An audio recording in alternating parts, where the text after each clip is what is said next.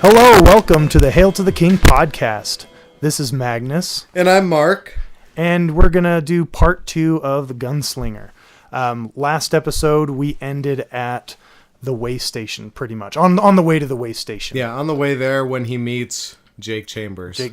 So, Roland is traveling through the desert, and he's run out of water. This is after he leaves the Farmer Brown's little hovel, and starts on his way. I don't know what direction he's going. He is going west. West. He's west. Okay, yes. Oh, west. Magnus. So he's headed west, and he's run out of water. He's getting delirious. He can feel his body deteriorating, and he's ready to collapse. Yeah. Right. So he sees the way station in the distance, and he sees a figure, like a blurry figure, and he thinks it's the man in black. Yeah, it's true, and that's one of my favorite parts because he's like. He sees him and he starts to get excited, but he's also just dying of thirst. Mm-hmm.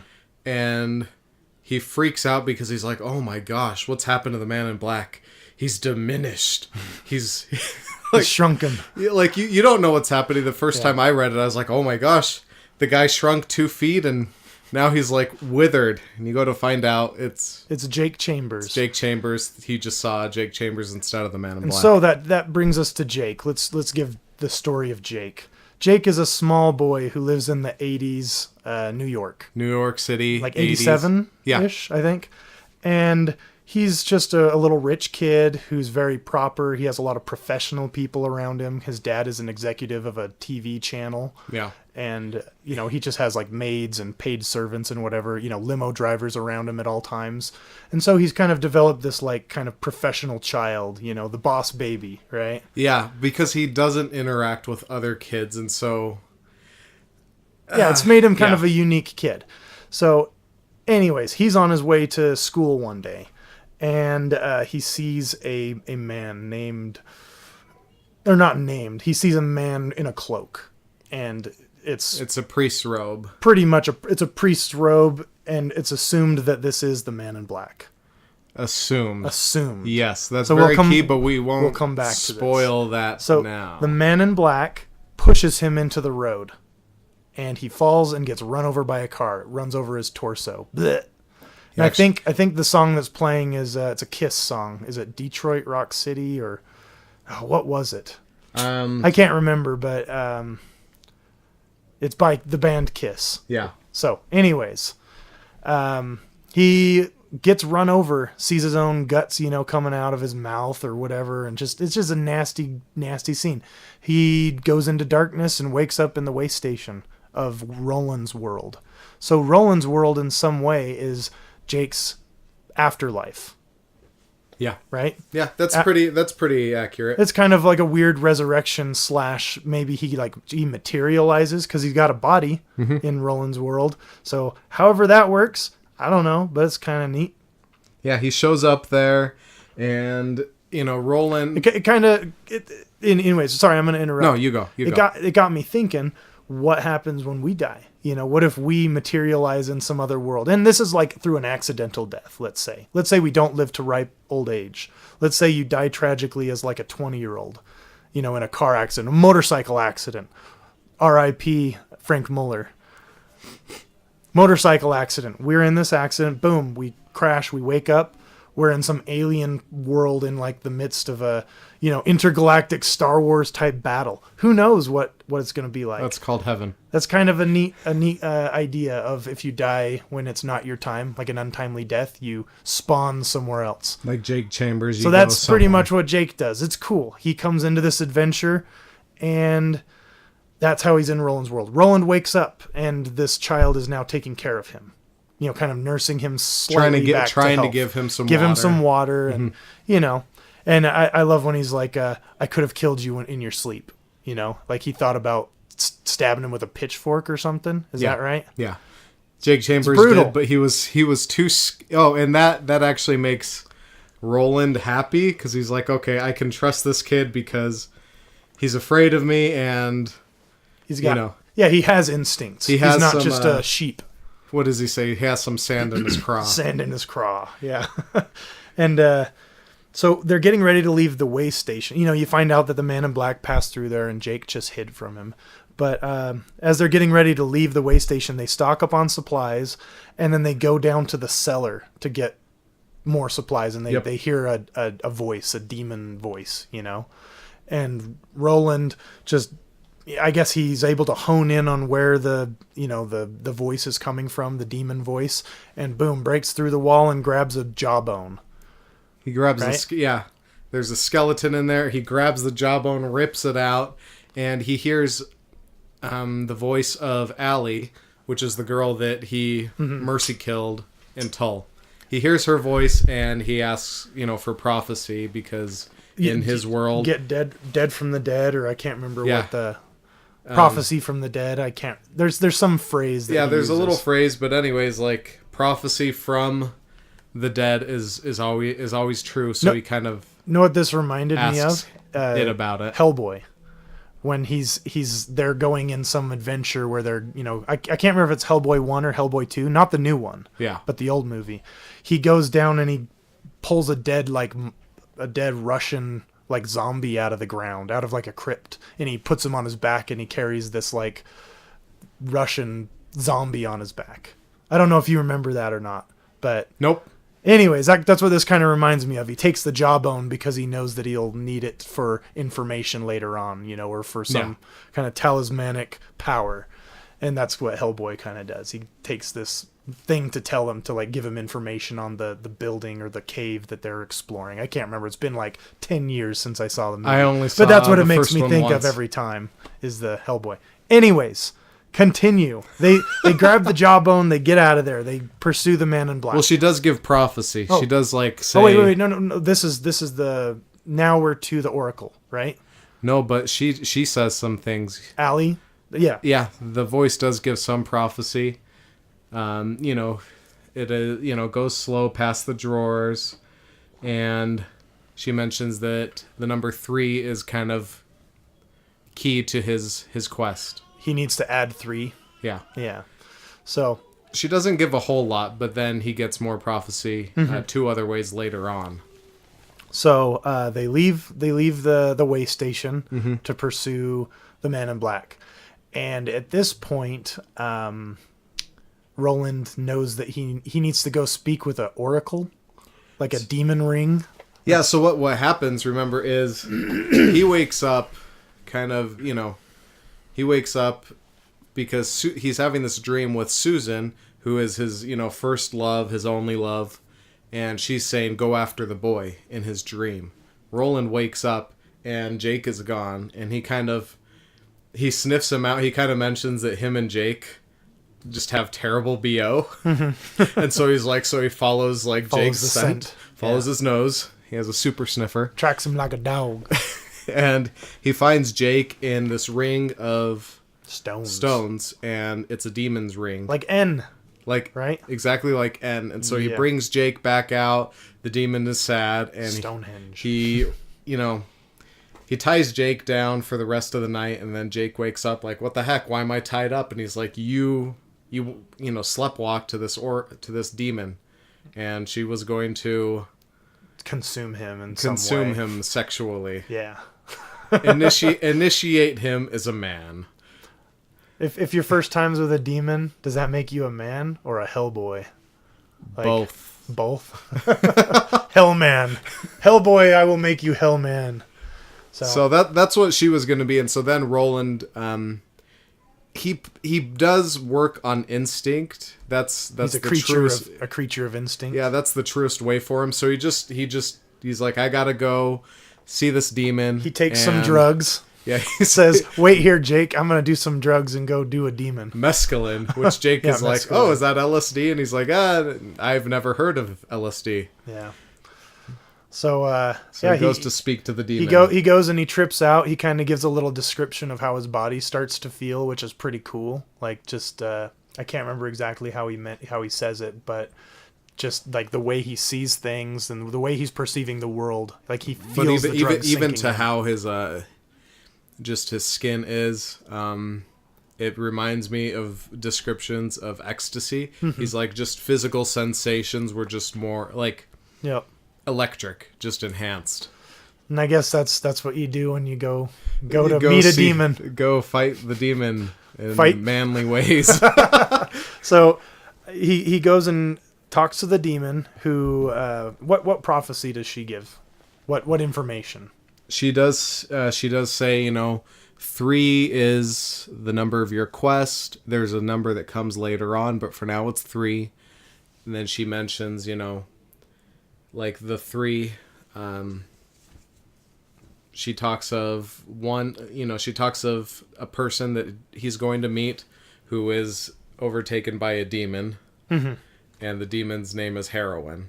And Roland's like, I haven't heard this demon even in my studies of old.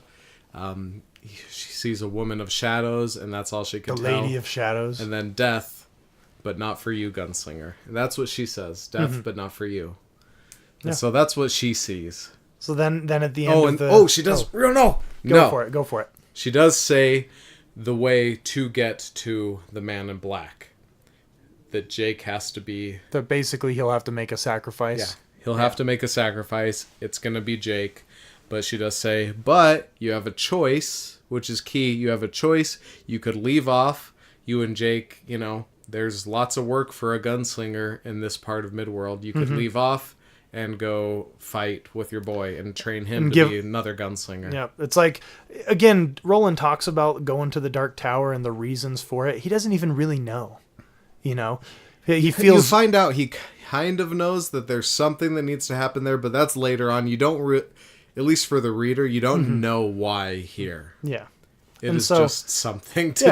It's just kind of neat. So kind of the option of you could pursue your quest, or, there is another quest, right? Yeah. Your princess is in another castle. I don't know. But anyways, so moving on. Now is kind of the point when the book really starts to feel like, to me, a knight and his squire, like a story of a traveling knight with his squire.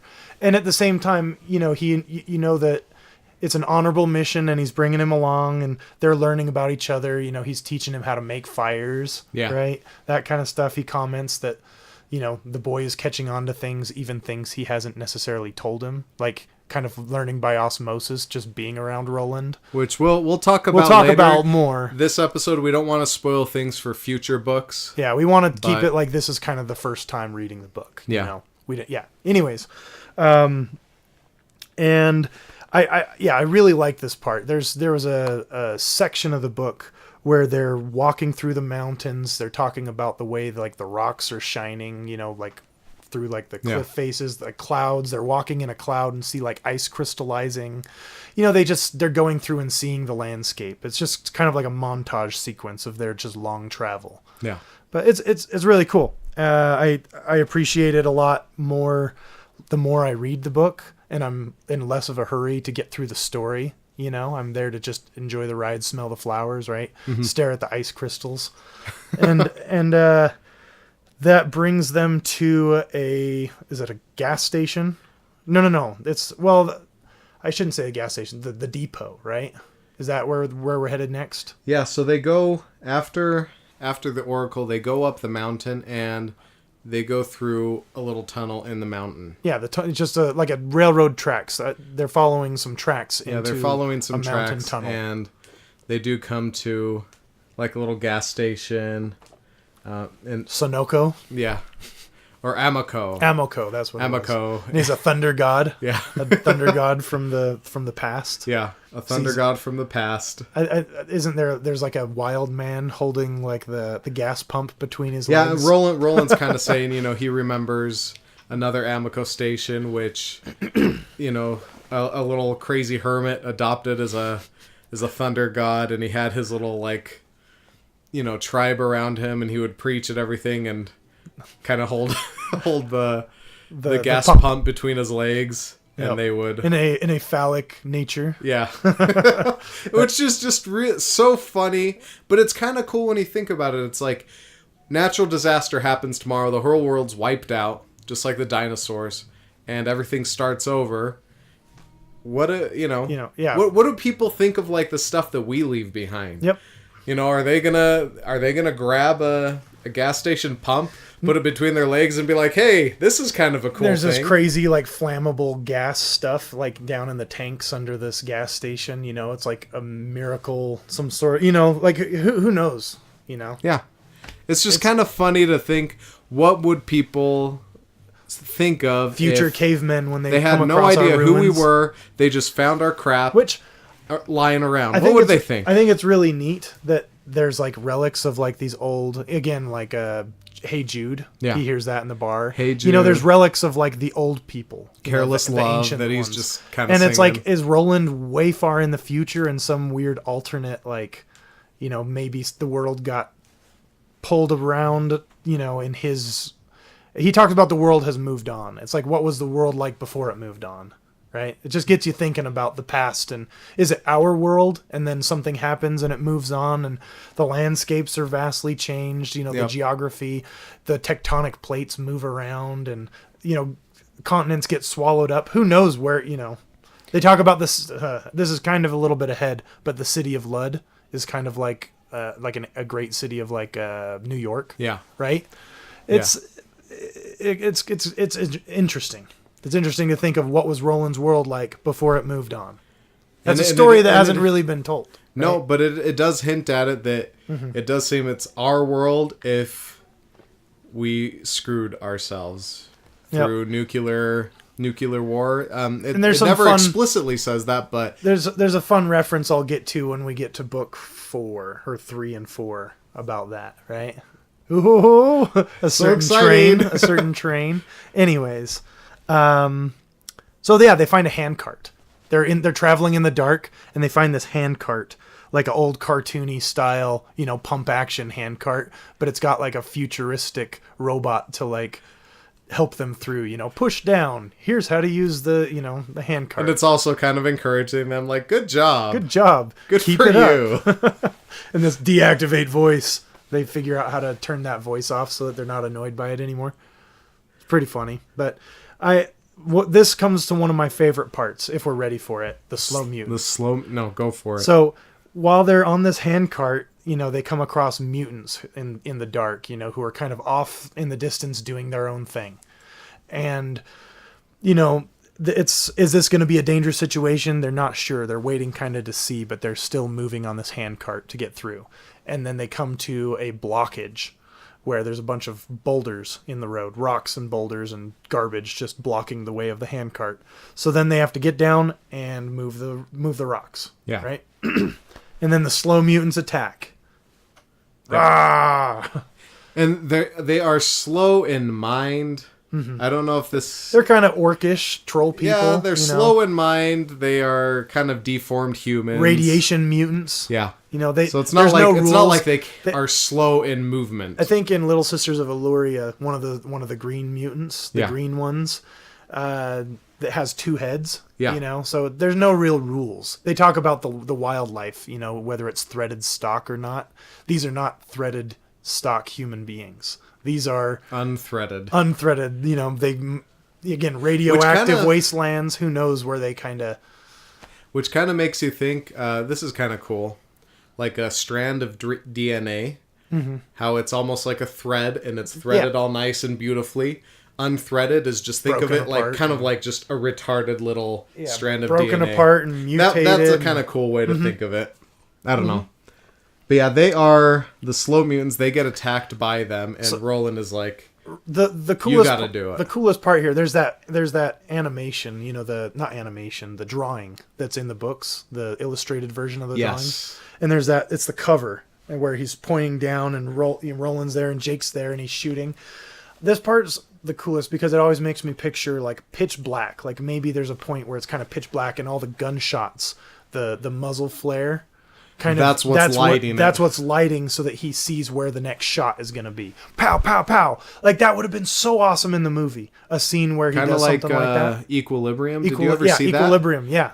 Where they're doing the gun kata. Yeah. That was kind of an underrated movie, I felt, but pretty awesome. So, Equilibrium is Fahrenheit 451 and The Matrix have a baby. And it's like futuristic, you know, post-dystopian society. There's those guys who go around destroying the art and literature and stuff. That's the bomb. That movie's awesome, by the way. But there is a scene. Look that up. Gun kata in the dark. Yep. That's a pretty cool scene. So you'll get what we're saying. Kata. Oh, gun I see kata. what you did there. Yeah. So, anyways, I always picture like a scene like that in my mind while I'm reading this part of the book, which is cool. It's just a nice little action scene. Jake is down moving the rocks and Roland's pow, pow, pow, pow, right? Real quick, though, about this, that kind of gives it a little bit more weight. Mm-hmm. During this whole time, after he meets with the Oracle, and he knows that he has to kind of sacrifice Jake to get to the Man in Black, this tension starts to build.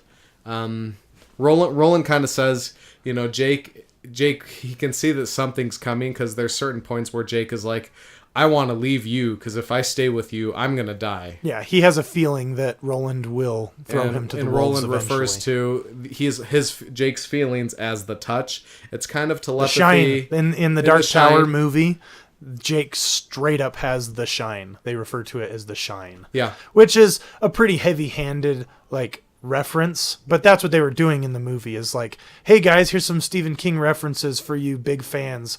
We're going to straight up call it the shine, baby. Yeah. We're doing it.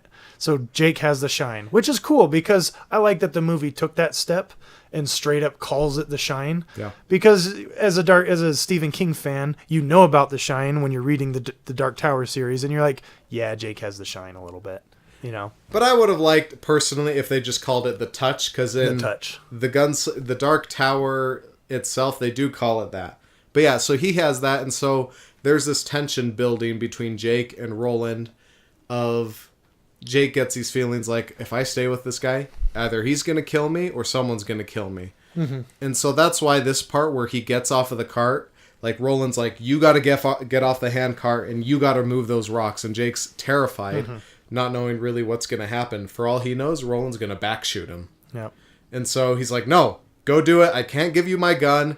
And I can't go do it myself because I got to protect you. And at the same time, he also has this strange trust for Roland, that he's going to trust him and continue on the journey with him. Yeah, Roland is compelling in that way, where you just want to do what he says. Roland mentions at one point, he's like, is it my curse that everyone who follows me to the tower, is willing to die, I'm by fools who are willing to sacrifice themselves for my journey. Yeah, I don't know if he says fools, but somewhere there's a cool quote where he says something like that. I just thought of it. So. Yeah, that's later on. If I find it, I'll say it verbatim from the series. Anyways, they get out of the caves, the mountain. They go through the mines of Moria, and they come out the other side, and they're ready to continue. Or I guess it's up the mountain, right? Well, no, they're kind of going up. Yeah, they're going up. They fight the slow mutants. Mm-hmm. They're going up, and it's still inside. But they get off the handcart. Yeah, because there's the track is just too eroded to support the weight, like some bridge or something. Yeah. And this brings us to kind of the last part of the book. And before we get to it, we wanted to talk about another story that's interwoven through the chapters, and that's Roland's upbringing, his trial of manhood, right? Yeah. And it talks about it kind of does flashback scenes where it's talking about him becoming a gunslinger, training with his friends, Cuthbert, Elaine, and Jamie DeCurry. Yeah. And they live in this town. They live in Gilead, and they court the guy who's their Mr. Miyagi, the guy who teaches all the young gunslingers. Brutal mentor. His name is Court. Court Mort Nort. Lots of orts. So Court, they describe him as kind of like a portly, but muscly, short, football, imagine a football lineman, like a huge guy.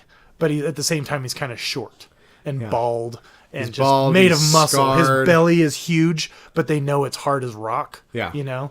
Everyone's kind of known a guy like that in their lives. He's just a powerhouse. I mean, he may be portly, but he'll break you. Yep. That type of guy.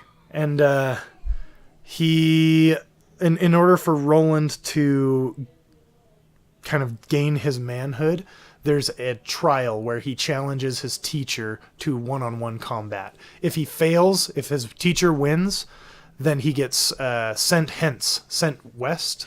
Yeah, right? So if you fail your trial of manhood to become a gunslinger, you are exiled west. Sent west. And I love that that's like a phrase, which will come up later on. It does come up. In the book, they refer to the big coffin hunters very slightly, because there's another...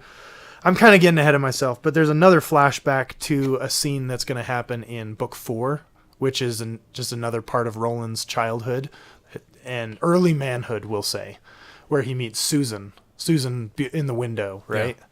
But we'll just kind of ignore that for this book's purpose.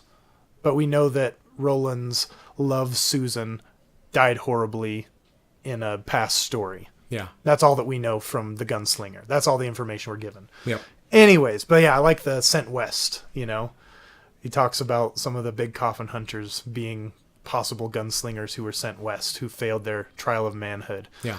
So anyways, if he beats his teacher, he gets his apprentice guns, which, they're not the Excalibur guns that Roland currently has. Do they have a name? Just the Guns of Eld, or... his guns? Yeah, no, I don't know if they have a name, but they straight up tell us in the movie, Matthew McConaughey, the Dark Man, he says his guns were forged from Excalibur, that your world knows it as Excalibur and Arthur, King Arthur. Yeah. But anyways, if he beats his teacher, he gets these apprentice guns, which are beginner guns before he gets the Excalibur guns. I'm going crazy. And he gets in he knows that there's a situation with his father's wizard. his father's wizard, sorcerer, his counselor, one of his counselors. And he knows that he has to become a gunslinger so he can fight Walter. Or it's Martin Broadcloak. Mm-hmm. It's his father's sorcerer is named Martin, which... You do find out that Martin is Walter, is Randall Flagg, is the Man in Black. Or John Farson. A Randall Flagg by any other name is still a Randall Flagg, right? A Dark Man. It doesn't matter. Yep. He's in so many Stephen King stories. But anyways, he has to get his gun so that then he can fight him. And so he challenges his teacher to this battle. And he challenges him way too early. And he challenges him really young. Like he's several years away from when he should be challenging his teacher. He's 14 years old when he challenges his teacher, and his teacher's like, you still have at least a couple more years. Your father was the youngest, and your father was 16. He's like, you have nothing to prove. I beg of you, swear off your challenge. Yeah. It's like, I'll only ask you one more time. And then he breaks his promise to himself. He's like, no, this is ridiculous. Don't fight me. Like, you're my best student. I don't want to lose. When they meet at high noon in the town center or in the arena, wherever it is, I kind of pictured it kind of like in like an old samurai movie, you'd see where like the people, like a little courtyard with like a kind of sparring ring, where they would do sumo wrestling or some sort of samurai sword training. Anyways, I pictured kind of like a Western version of that, of the old samurai stuff. Anyways, he fights him, and he's given the teacher's given the advantage of asking what weapon Roland will use, and he says David, which we haven't talked about David, but David is his hawk, who he trains with. David does like what is it called? Hawking. Yeah. There's a word for it when you falconry, hawking. I didn't want to say. I wanted to watch you say it. I know. You look like an idiot. I look like an idiot. It's fine. You're all thinking it. I'm saying it. Anyways, he chooses to use this bird as his weapon to fight his teacher. Yeah, because in his reasoning is Court has seen everything. He knows every weapon available to them and ones that weren't. He knows everything having to do with battle, and so Roland is trying to throw him a curveball, a curved falcon, and so yeah. One of the cool things, the battle ensues. Let's straight up just say the battle ensues, right? Court and Roland face off. and Court gets his face off. The Falcon kind of comes down. The Hawk just starts kind of tearing at his eyes and his ears. Just tearing him up, ripping him apart. And, Court is beating his own face. That's my favorite part. He's got his staff and he's beating his own face like an old, Three Stooges cartoon, just bam, bam, bam. Trying to beat the thing to death. Let's say, imagine this. Imagine there's an animal, like a small cat or a falcon or whatever, and it's tearing your face up. What are you going to do? You punch it. You're trying to rip it off. But if you rip it, its claws will sink deeper. Just do more damage. Yeah. And so you're just trying to kill it so that it'll release, And so it's just kind of a funny sight. But Roland, gets the upper hand on him, knocks him over, does whatever, and he wins this fight. But as Court is on the ground dying alongside David, who's given his life to help Roland on his quest, right? Yep. And he says, whatever your purpose for doing this trial of manhood early, wait. It is not worth it. Yeah, and he does tell him, wait, okay, let your legend kind of grow a beard. Let your shadow grow. Let your shadow grow a beard. Grow taller, grow a beard. And, let it grow and everything, and you might even be able to enchant an enchanter. Yep. Saying, don't go fight the freaking wizard. Yeah, he's like, don't do it now. Get some years on you. Let the wizard kind of stew and get afraid, and that might psych him out. So when you do decide to fight him, you could get the upper hand. Yep. Which, smartly, Roland decides to follow that advice for the most part. To a degree. We won't say how, because that's in the next book, but it's almost like he's forced to follow that advice. Mm-hmm. But anyways, so that was Roland's trial of manhood. That's how he got his guns. Right. One thing that's worth mentioning, I guess, is that Jake reminds him of his friend Cuthbert, which first Cuthbert, and then later he says no.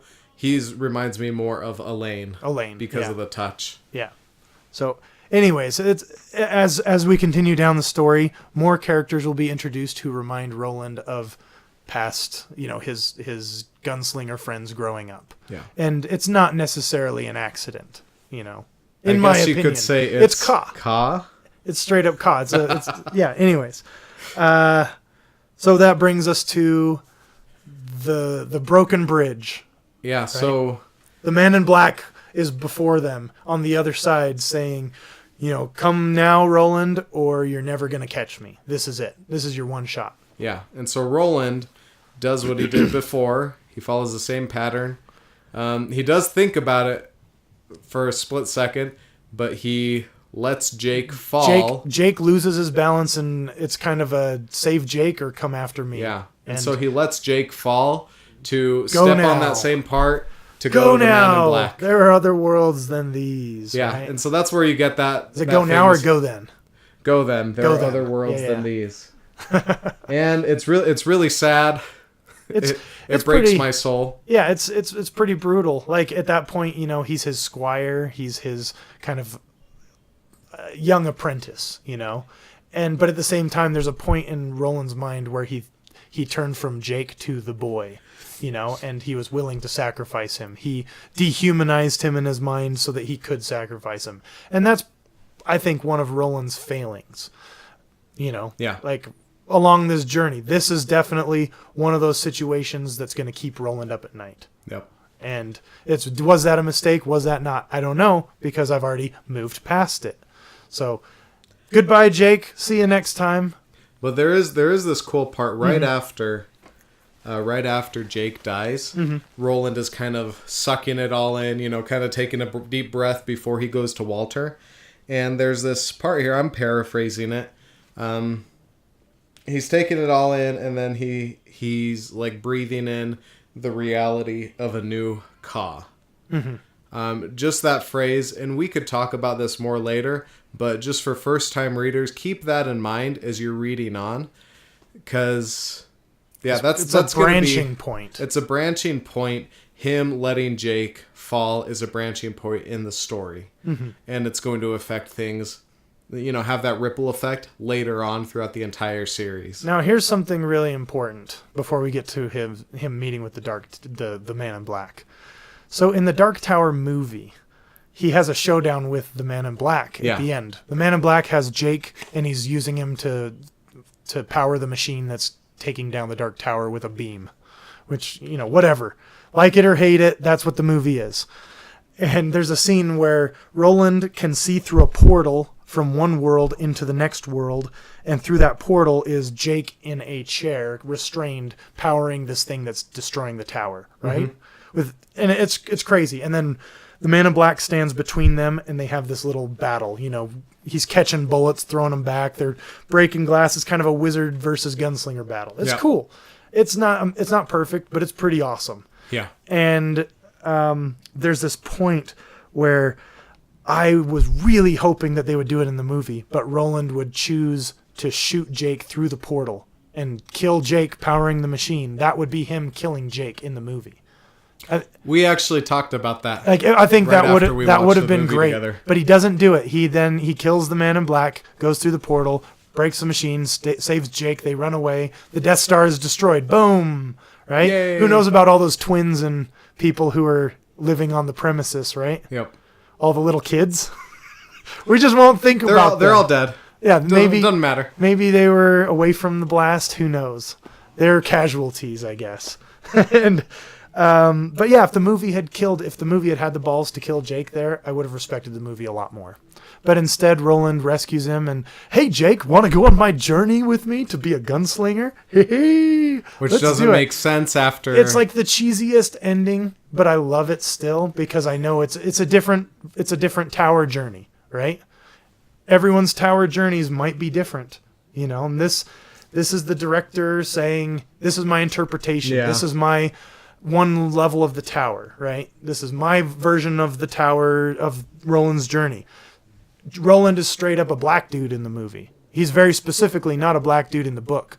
But you know what? It's not a problem because it's a different journey, in my opinion. No, I think that's fine. And that's one of the reasons why I can like the movie is that I just look at it as a different one.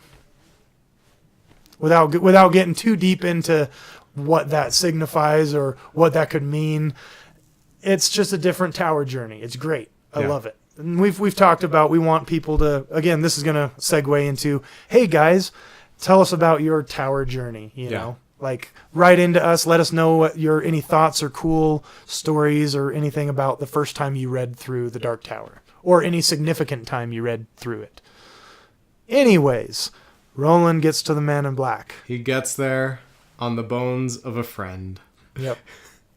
But he gets there and Walter Martin, the Man in Black, congratulates him for arriving.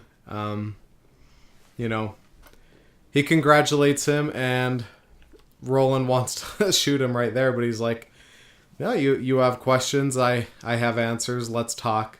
They sit down to a weird little meal. Rabbit. He pulls out a rabbit out of his skinned rabbits. The skinned rabbit, he just has a million of them up there, and Roland pulls out his jerky, and he's just kind of like happily eating his jerky, even though it's painful to do so. Snapping into a Slim Jim. Yep. while the Man in Black has his delicious rabbits. And then the man says, Roland, I wanna read your. I want to read your fortune. So he pulls out reading. Yeah, a pack of tarot cards. Of his own making. Of his own. Yeah, he says he's modified some of them are my own making. And, the pack includes the Sailor, which he says, was Jake. Again, this is kind of the third time we're getting... Whoa, I bumped the microphone. Sorry, guys. This is kind of the third time we're getting the prophecy. Yeah. Right? So there's a lot of things you'll hear from before, but a lot of things you don't. But he says, the Sailor is one of them. He pulls up, and that's Jake, who is the sacrifice. Man, Roland really is slow to learn. Yeah. Like, again, he was given the prophecy as a vision from the pink grapefruit in book 4, right? Yep. I know that's getting ahead, but he's gotten this prophecy many times, just straight up. Like, you're going to meet certain people. Yep. This is, and he just doesn't get it. He doesn't really... He's got to be reminded every couple paragraphs. Yeah, he's Would you like your fortune special. Read again, Roland? Are you going to get it this time? He is special. That's what we'll say. And then again, he brings up the Man in Black brings up the prisoner. You know, this card, a prisoner, and it's this guy, dark-haired kid or guy with a monkey on its back and a little whip in its hand. The Lady of Shadows and Death, but not for you, Gunslinger. And then the tower itself. And then Roland's asking questions, and the Man in Black won't tell him what the tower signifies within the context of the reading. I love the kind of this, the scene in Doctor Strange when the Ancient One puts her thumb on his forehead and blasts him into outer space to have this crazy vision. That's kind of how I picture Roland and the big purple blade of grass and, him seeing everything. Yep. The vision that Martin tells him would have driven his father insane. Like, your father would not have been able to handle that vision, Yeah, so what Magnus is talking about is the Man in Black does this kind of weird version of the Bible story, the creation story, where he goes through, he, says, let there be light. Sees the creation of the universe. He sees the creation of the universe. And then from the Prim, he kind of just blows Roland's mind, and Roland is just like, oh my gosh, this is amazing. And then he tells him, I couldn't have given your father that vision. It would have driven him insane. But I don't know if Roland's just too dumb or mentally resilient. So you know how a drunk driver can survive a car accident easier because their body's like loose and stuff and they don't tense up? It's like maybe something about Roland enables him to be able to handle He just has like a flexible mind. Yeah, just, maybe he could open his eyes through the jaunt, Going a call back to a previous episode, What Do You See in the Jaunt? Check out the episode, it's a great story. That's a good one. Anyways. Speaking of portals and stuff. So he goes there, and then the Man in Black kind of just goes off on a few different subjects. He's kind of like, what's the mystery of the universe? And it comes down to size. Size in every direction, like how big the universe is versus how small the universe can get. He kind of mentions, size defeats us. That's the great mystery. Yep, size defeats us. Yeah. So anyways, he has this really cool vision, and it's really neat and really whatever, and he just kind of feels like he knows at that point that he has to get to the tower. Like, it's kind of verification for him that he needs to go to this tower. Yeah, so he asks questions about the tower, like what's at the top, things like that, and some of the questions are answered. Most of them are still kind of left as a mystery. Mystery, some might be lies. It's a really neat part. It's hard to summarize. Like, I would recommend just checking it out. If you haven't read the book and you're just hearing us tell about this part of the book, it's better to read it. Yeah. Like, we can kind of just briefly summarize, but there's no clear information that you couldn't get better from reading it. Yeah. Anyways, it's awesome. But yeah, after that, Roland wakes up from all these little visions, and there's a skeleton in the place where the Man in Black was. Roland suspects. He's like, I think this is a ruse. I don't think the Man in Black is actually dead. And at this point, he's aged too, right? Yeah, Roland is aged. He wakes up and he's aged. Like, some of his hairs are white and everything. So that vision took a toll on him. Who knows? He just kind of ages a bit. Yeah, so that's where book 1 ends. Pulls a Bruce Campbell at the end of Army of Darkness.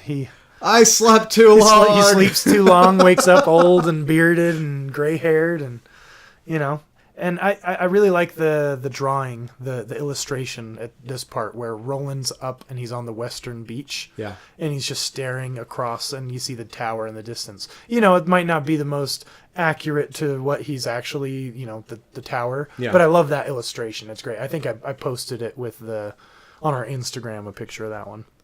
But yeah, it's really good. It's an awesome read. It's just so for people who had a hard time, my wife had a hard time getting through this first one. The books get better. Yeah, like I said, I like it, but the books do get better if you had a hard time. Yeah, the Gunslinger has a lot of just really descriptive language, has a lot of just kind of, it's more gourmet. It's the gourmet novel in the Dark Tower series. And it's hard to get your grounding. It's not the biggest. There. Yeah, it's not the biggest book, but it's one of the best tasting ones. You know, you see it and you know a lot of care went into him starting this story. And I think at this point, before we get to Drawing of the Three, and it vastly changes tone. Like, reading Drawing of the Three feels like, again, I mentioned it feels almost like a different storyteller. Yeah. Like Stephen King has developed a completely different voice, but at the same time, he's still himself, obviously. Yeah. Still the same guy who wrote both books. And it's still the same characters, you know, Roland goes on. It gets really, just really great. And I love the Gunslinger on its own, which I told you I've read this one just a couple times without going all the way to the tower at the end. Yeah. And it's great on its own, but as a part of the bigger story, it is vastly different in tone. Yeah. Keep that in mind if you struggle with the first book. Couple housekeeping things. So we did talk about maybe doing some other books after this one, so Gunslinger, and then books that would kind of comment or expand the little world of the Dark Tower. So we may be doing that. If we decide to do that before the Drawing of the Three, we'll make an announcement. Yeah, we'll make an announcement and let you guys know. But as of right now, we'll probably do Drawing of the Three, but we'll see. If you haven't subscribed, please subscribe. Check out our Instagram. Click those buttons. We love them. All of the buttons. Thumbs up, subscribes, red bells, all that stuff. I love that stuff. Give us the hearts. Give us the smileys. We love it all. We love everything. And feedback's great. We love hearing from you guys, hearing your little comment, seeing the comments when you're great podcast. Keep it up. Comment on our videos, comment on our Instagram. It's awesome seeing you guys dig us. Yeah, and if you guys have anything you want us to do, like, hey, requests, questions, do something whatever in this vein, we jump on top of those as fast as we can. So, and remember, guys, there are other worlds than these.